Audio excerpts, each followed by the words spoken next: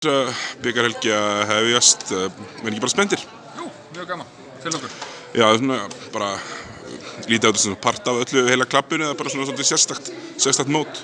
Það er bara tveir bikarar hérna sem öllum langar að vinna og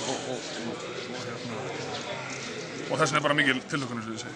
Já, síðan spiluðum við Tindastól síðast. Það var vantarlega bara áfram sama svona svipaði. Þetta var mjög mikið stál í stál síðast og svo sem má búast því sama. Já, Stólarnir bara með hörkulið og bara hlakkar mikið til að takast á það. Vel þjálfaðir, góða mannskapur, bara það verður gaman. Já, ég er ekki með síðasta leik. Verður hann með núna? Já, ég reikna fastlega með því. Með því, annars allir heilir og klárir bara? Já, en það á eftir að æfa eitthvað fram að þessu, þannig að vonandi kreinur niður á leiðinu þangað. Þið unnið fyrir það og er það ákveðið boost og svo kemur svo gott hlé. Þetta er svona áhugaverður tími á febrúar í körfunni. Hvernig haldið ykkur gangandi síðan?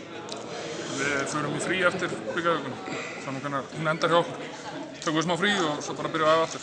Ég er ekkert eitthvað svona sérstaklega hrifinn af þessu setupum, feginn að vera í bikarnum þá að þetta sé ekki 3 vikna frí. Ég er mjög ósáttur við hvað þetta er langt, en það sleppur að þú ert í bikarnum, feginn að vera þar. Áttu óskamót í úrslitum? Nei.